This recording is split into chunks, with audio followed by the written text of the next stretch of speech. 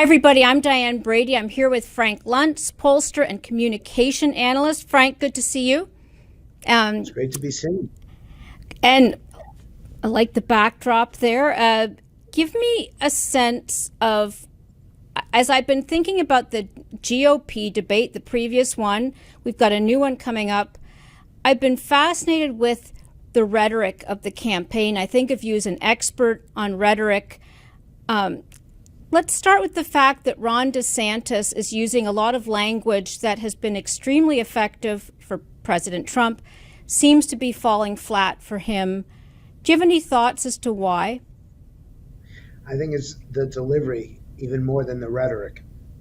I was at the first presidential debate in Milwaukee, and I was shocked at how negative the crowd was, and they were booing repeatedly during the 2 hours.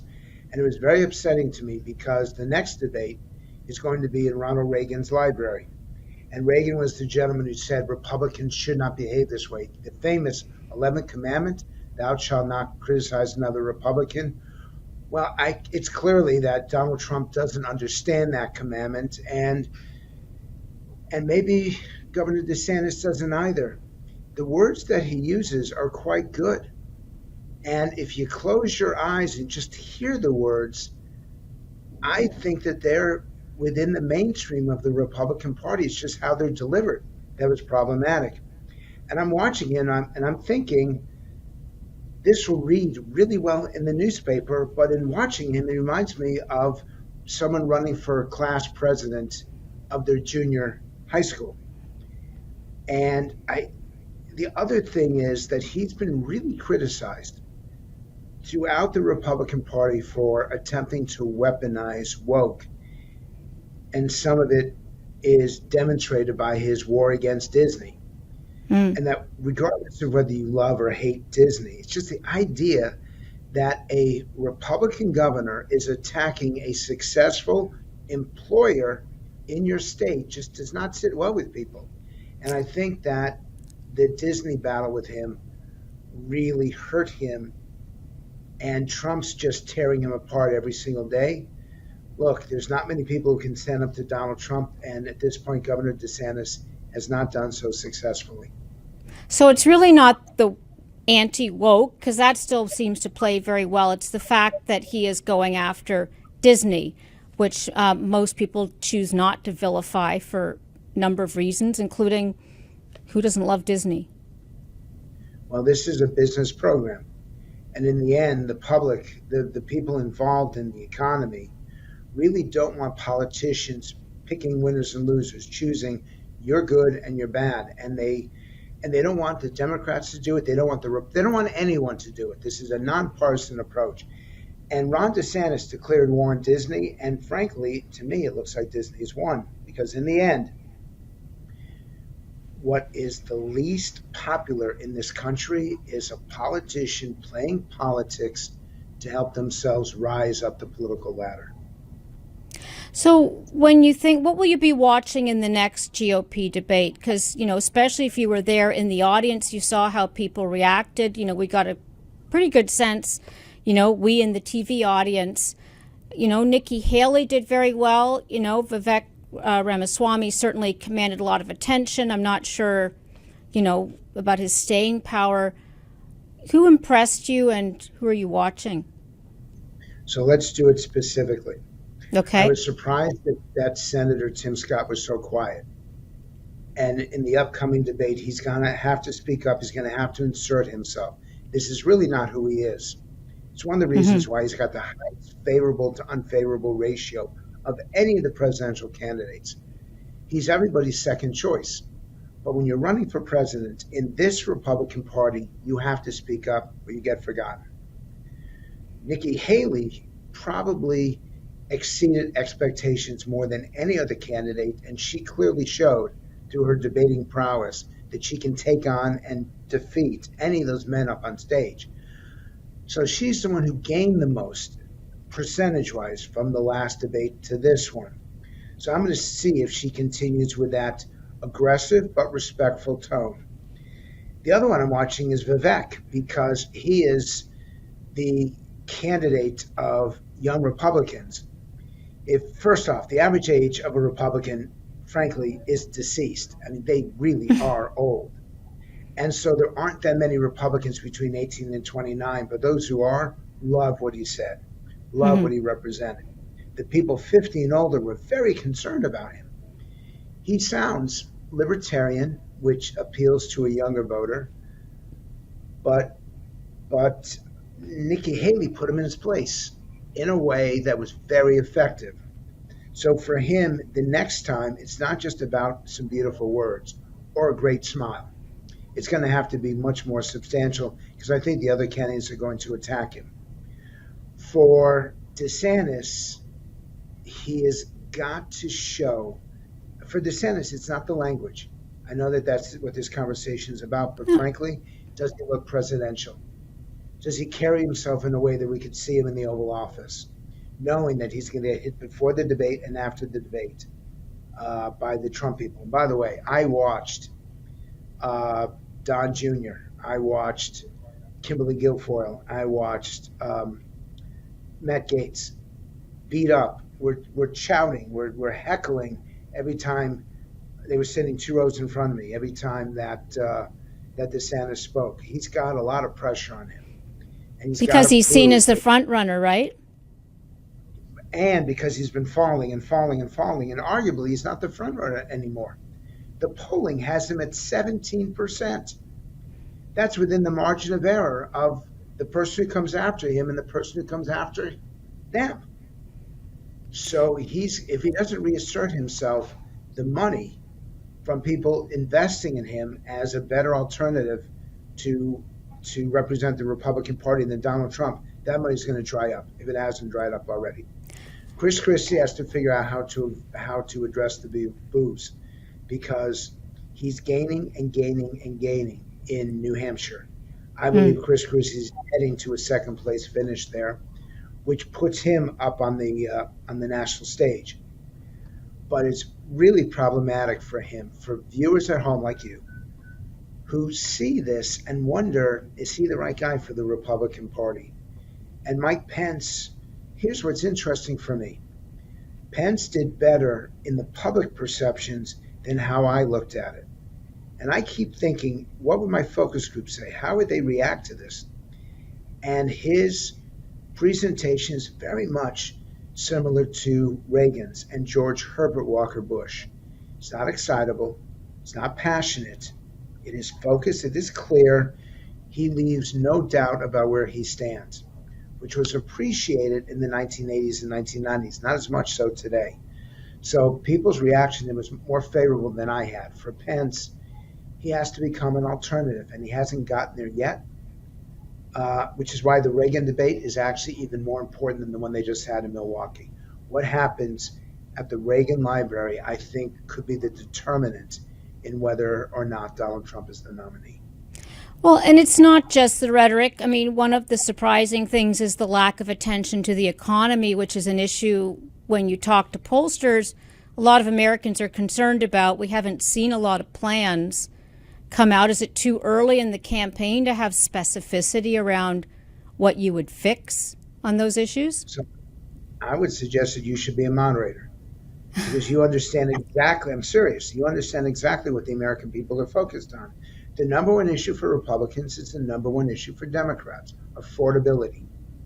That Americans cannot afford the price. And even though it's coming down, even though the inflation rate is not as bad as it was 6 months ago, affording food, fuel, your home, insurance, health insurance and other insurance. Our day-to-day lives are under more stress because our incomes went up a little bit, but prices went up a lot. Yeah. And if we were to go based on what the public wants, 40% of the debate would be about the economy. And yet you're correct. Very little of it was about the economy. I think that the candidate that has a plan for affordability, a detailed plan of action to keep prices low, that candidate will have a tremendous advantage when they launch that plan. You know, a lot of the discussion right now almost seems to be treating these debates as a moot point, given the commanding lead that Trump has. Is there a limited window where we have to see, everybody but one drop out for there to be a chance to defeat him? I know this is so speculative at this point, but you've got deeper experience in this realm than I do. It's not speculative. Trump's lead is massive. Not necessarily insurmountable because he's going up for all these court cases, so we never know what's going to happen on the stage. I watched the interview. I know you want to keep this timeless. No, but is this the Tucker Carlson interview you're talking about? No, the interview on Meet the Press. Ah, okay. And he said things to the host that is going to get him in a heap load of trouble when he has to explain it on the stand. Donald Trump has no discipline. He has no focus, no attention span. And so he will say something different depending on what day it is, who's giving him a hard time. And he said things that I've been talking to lawyers over the last 24 hours, and they told me that he's going to be in a lot of trouble because he's no self-control. Well, what specifically did he say that's going to get him into a heap of trouble? What would you pinpoint? His involvement in Georgia, his involvement on January 6th, what he encouraged people to do or not do is going to be problematic for him. And I believe that's why he won't debate, because no one would hold him more accountable than Governor Christie. And it would take Governor Christie 30 seconds to cause Donald Trump to purge himself, to say something different up on the debate stage than what he said in his depositions. Trump has got a problem there. And he said so many different things to so many different people at so many different times that he's not telling the truth. It's not my saying it. You cannot be black and white at the same time. So which is it? Are you black or are you white? You cannot be up or down at the same time. And the Meet the President interview was so specific that if I were his advisor, I would not let him on stage, because I don't think he realizes how much trouble he put himself in. I don't think the average voter realizes how the Democrats are going to have a field day over the public statements that he has already made that jeopardize his credibility, jeopardize his integrity, and jeopardize his legal status. I don't know how large the actual MAGA base is, but, among a lot of other people, he evokes a strong visceral reaction. I know he certainly did in you, Trump 1.0. Is Trump 2.0 likely to be, cause as much of an emotional reaction, or do you think we've become inured to his personality, rhetoric, and style? I love the way you described it, and I'm going to steal that in the speech I'm giving tomorrow. Please do. I'll give you credit for it. Trump 1.0 was the 2016 campaign. Yeah. Trump 2.0 was governing as president. Trump 3.0 started on January 6th and is moved to now. And Trump 3.0 is completely untethered. This is, I think it was MTV who created the phrase unplugged. Trump 3.0 is just out there. No self-censoring, no controls. He says what he thinks what he says. And to his own base, to the MAGA base, which is about 35% of the Republican Party. And I define it as people who will vote for Donald Trump, even if he is found guilty and imprisoned. 1/3 of the Republican Party would vote for Donald Trump for president in a primary, even if he's in prison. That's the MAGA base, and that's significant. And Trump 3.0 is playing to those people. So before we end off, I do want to pivot slightly to the Democrats, whether, even just the way in which we're now talking about justice and injustice. How important is this Hunter Biden swirl? I know he's now suing the IRS. We've got an impeachment inquiry. What do you make of that? And do you sort of see any end game there? So I don't know if I'm going to surprise you or not, but Hunter Biden doesn't matter. What he did with the laptop, what matters is what happened with the president and what the president did. But even that doesn't matter nearly as much as Joe Biden's age. You can argue the evidence and the facts. Were they engaged in improper or illegal behavior? Was this something that disqualifies him from real? That's an argument. Age is something real, and we see that age. We see it presented to ourselves every time that Joe Biden is interviewed. It just happened in Vietnam. Yeah. Couldn't find his list of people to call on, so he thought he was being funny by saying, "Okay, time for bed." That's not appreciated by the public, and this is happening now day after day after day.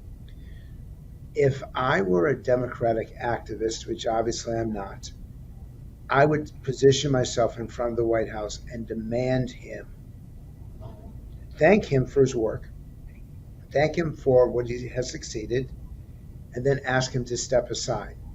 Because if Joe Biden has a Mitch McConnell moment, which is very likely, if Joe Biden deteriorates even more than what he has up to this point, you're going to be electing Donald Trump. Yeah. The reason why Joe Biden doesn't step aside is because he thinks he's the only one who could beat Donald Trump. And I'm telling you, as a pollster, the only one who loses to Donald Trump is Joe Biden. And by the way, coincidentally, the only one who loses to Joe Biden is Donald Trump. Any other Republican running defeats Biden. Any other Democratic running defeats Donald Trump. I can't wait to continue the conversation because this is not going away. It's only going to get more interesting. So, Frank, good to talk to you as always, and thanks very much. It's an honor to do this, and we'll keep doing this between now and Election Day. Great. Thanks again.